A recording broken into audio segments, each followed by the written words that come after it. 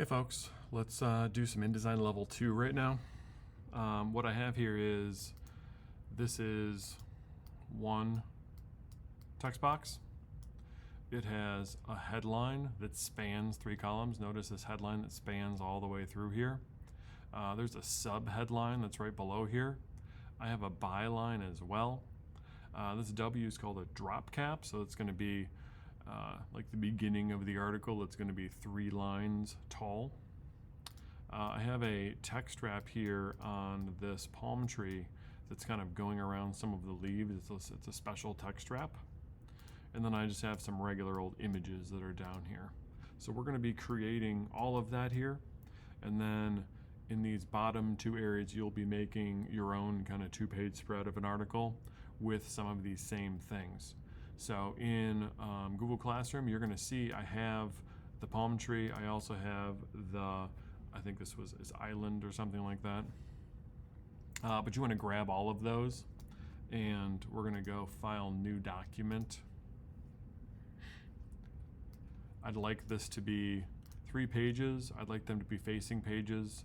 I like them to be 8.5 by 11, and their orientation is going to be this portrait mode. And this is going to be just InDesign Level 2. We can do 3 columns. If you want to do this in 2 columns as well, I think 3 columns is better for my demo, so you get to kind of decide. I would pick whatever you think looked best in the magazines we've looked at so far this year. So I'll hit Create, and just so I zoom out and see, this has those 3 pages. We'll use the text tool. Just like we've done in the past, we'll go to the pink lines, we'll go to type, we'll insert placeholder text, and this is just how we're going to begin here, right? I'll do my text tool, and then remember we have the A for what font this is, we have the paragraph settings for the columns and things like that. So I'll do 3 columns. And we need to make a headline. If you'd like to write that headline, you can, or if you'd like to just find a space and then hit return here, this can be my headline. And then, I don't know, this second part, we're going to call this a subhead. And then I can write my byline, just so I can kind of notice that. The other thing I'm going to do here is I'm going to put a capital letter. So let's put that W back here. The capital letter is going to be our drop cap. So, and you could just change this to a capital Q if you wanted to, or you can just add any capital letter you want right here. And just so you remember, in InDesign Level 1, we were able to go back to the A and make this larger, and this turned into our headline, right? Now, in InDesign Level 2, we're going to be making this span these multiple columns. So this is large text. Let's make it that, I don't know, let's go 40. And then this one is going to be our subhead. Let's make it, 20 looks good. And I'm going to use the text tool right now. So I'm going to click in this area. You could also highlight it if that makes sense in your mind. So I want to click either on this line, or I want to highlight this headline. And then we're going to go to the paragraph options. I'm going to go right next to my columns. So I got 3 columns right here, right? Right next to it, it should say none on your screen. This is the span columns tool, or button, or property. And this works, again, based on my text and what I'm selected on, like the line I'm selected on. If I want to span 2 columns, this will just span these 2 columns on the headline. Or I can span all the columns, or I can tell it just do all 3. So that worked just based on this line. Now I can do the same thing in my subhead down here. So I'll click anywhere kind of in this line of text, and we'll go span 2 for that one. Or we'll go span 3 for that one, and we'll go the whole way. Now notice, it just did this one line here. That's because there was a return here. So I'll try the selecting all of this, and we'll go span 2, or we'll go span 3. If we hit return, like if I undid this, just so you can see it, and I hit backspace, this will kind of join together. So this is now one paragraph. So there was a line break between those that I didn't notice. And then I have my byline below it, and then this will be, I'm not going to span headline or span lines with that, but I could, if I want more space here, we could span 3 with the byline, and it'll kind of bump all of those things down. If I want to, I can go back to the A, and I can even go bigger than 45. This could be 2 lines of text. This looks good. And then we have all of these are spanned, and it's still all in one text box. So all of this is happening in one text box here, right? Now the other thing I want to do is add this drop cap. So the drop cap is going to be only at the start of paragraphs. So if I actually use the text tool and just click at the start of this paragraph, this is going to be another button, and it's also going to be in the paragraph options here. It's going to be these 2. There's like an A with a up and down arrow, and there's going to be A with a plus by it. So this says drop cap number of lines. We're going to go 1 line. If I go to 2 lines, see this is telling the height of that letter. I want it 3 lines tall, 4 lines tall, 5 lines tall. Gets a little excessive, right? So if we just do 3 lines tall, that looks pretty good. Maybe even 4 lines tall. This bottom one is the drop cap of number of characters you want in there. So if I do 2, it's going to give us 2 characters of that drop cap. And we can go beyond that. If I go too many, it's going to like do some weird stuff here. See how that's some weird stuff if I got to 7. So generally at the start of an article, we'll just do 1. If I click down here, there's just should be a V, right? So let's do 1, 2, and maybe 2 letters. That would be good. So you can see me, I'm clicking with the text tool on the paragraph that I want, and then I don't see anything when I do 1 because it's just 1 line tall, but I do see it when I do 2. So if I'm going to do more of these, generally you're going to do a drop cap when there's a big change of topic. So that looks pretty good. My next section here is I'm going to be placing some images. So we did that a lot with the rectangle frame tool. If I make like a box down here, this is like prepping for when that image is going to go in. If you have that, that's great. If you don't, that's also good. I'm going to do both of those scenarios right now. If we kind of prep for this thing and I click on it, we want to do file place. And I downloaded all of these files already. We're going to go sunset footer. This is the footer is going to be the bottom of the page. You might have to show import options on some things, so just get comfortable where some of these buttons are. And we'll hit open. Now when I had this selected, it just automatically popped this in to kind of match the size of that thing. If I don't have that, Command D is your shortcut, by the way. If I don't have that, you're going to get this loaded brush that you can click where you want to and kind of click and drag for where this thing is going to be. Either is acceptable. You can do whatever you'd like here. If I use just the kind of scale buttons we're used to, that's going to crop this image. If I want to scale it, I need to use the free transform tool. So if I click on that tool, now these same kind of handles over here will scale this. If I'm not on this tool and I'm on the black arrow, it's going to crop stuff. So you need to be aware of this. This circle right here, it just really wants you to click on it. It 100% wants you to click on this thing right now. It's dangerous because when I click on this, notice that I'm in a brown box right now. This is where things get tricky because if I'm on the black arrow, this frame is blue.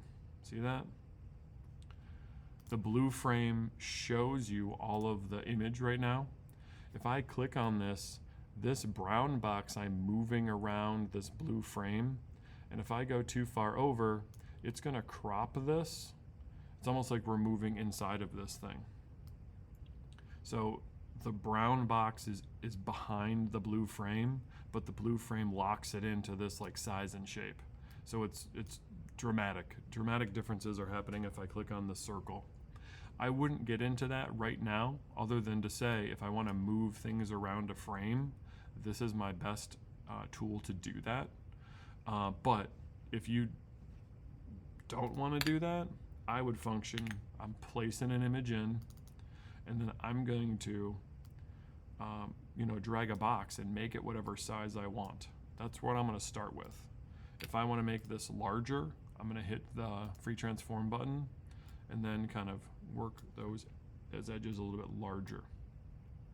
That's what I'd recommend here. And this is also going to be a link. So I've now linked this image here.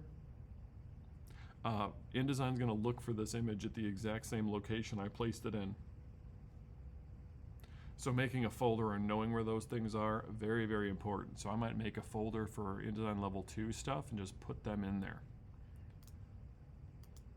So let's practice this one more time. I'm going to place, and I'm going to use my palm tree.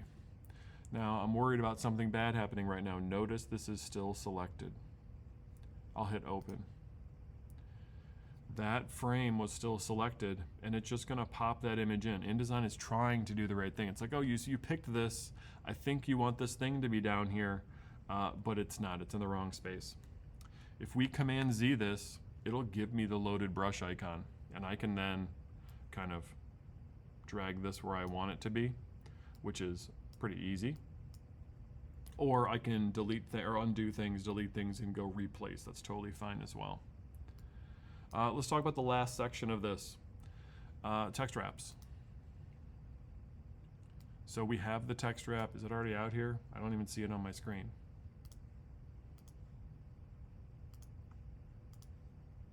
I think it's on the other, yeah, it's on my other screen over here. Drag this over.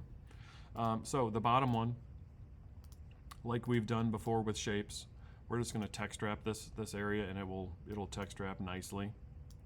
Palm tree is a little bit different. You have some options with palm tree because this one doesn't look good.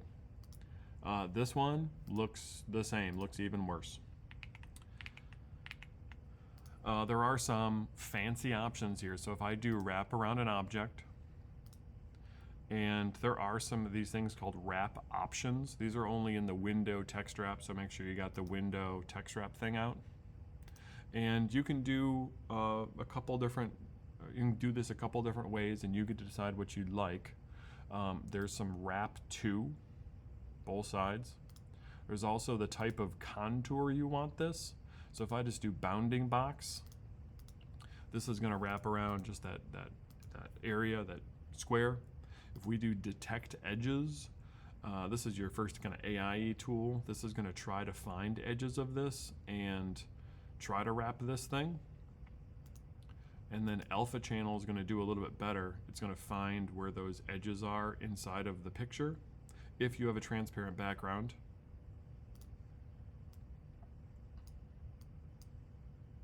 And it's going to wrap around that area. Notice I have brown boxes going around here, so I'm going to re-click these things. So I just have blue box while I move this palm tree. So you can use these different contours if you want to. If you want to try the detect edges, you can. You can get into a few things here. This little guy will kind of expand what that looks like. And you can see that on here. If you go white arrow on here, these are pen points. So you can click on these and move them as well. If you don't like where a certain edge is going, like this looks really bad down here. Like I wouldn't want just like 4 words sitting in here. Look at these things. So I would either make this larger or I'd expand this out, whatever I wanted to do. And then we also can do alpha channel, and then you can adjust this as well. I like this one actually. These have come a long way in the last couple years inside InDesign. I'll also show you what we used to have to do, like back in the olden days when this didn't work. I'm going to take the text wrap off of here, so there's no text wrap on the palm tree. What we used to have to do is use the pen tool, and I would be in charge of what that text wrap looked like. So I would be just pen tooling around here, and then this would go over here, and we'll just close the path. I know you saw that I didn't close the path. outline actually holds, or used to hold, the text wrap. So we'd go bounding box, no. We would go the second option here, and this would be the text wrap, and it would sit kind of over top of this image. So the palm tree would have 0 text wrap. Check it out, no text wrap on the palm tree, but this would sit above this. And you can still do that, that's absolutely fine. If the palm tree had a white background on it, you would actually send it all the way to the back. So you would arrange and you'd send it to the back, and it would go all the way to the background. We'd have to do something about the bottom footer here. And then my text wrap here would sit above everything. There'd be no fill, and there'd be no stroke inside of there. And you can do that if you want. If you want to practice that one, you can. Notice my links. I have 2 links over here. This is a decent setup. I've lost my drop caps on this, and maybe we talk about what this little red plus sign, a little link for later here. This means the text, there's extra text. If I click on this one, I can then bring this down here. There's another loaded brush. I'll click and drag here, and then all of my text from this article also links to this area as well. I'll need to do my, my columns and whatnot, but you can see the drop caps that I made, they're here. If I make this text larger, or if I bring this up, let's bring the footer thing up, this will take up more space. Notice I didn't use the free transform tool. So you can see more text is kind of flowing at the bottom.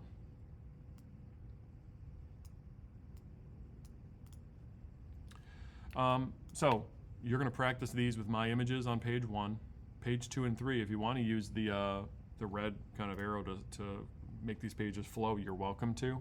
But these other pages are going to be your own 2-page spread. So you'll have your own headline that spans multiple columns, make a subhead on here, make a byline on here, add many images, at least a couple of them are going to have this kind of palm tree setup to it. And then you'll kind of start to be your InDesign master. All right, see you later.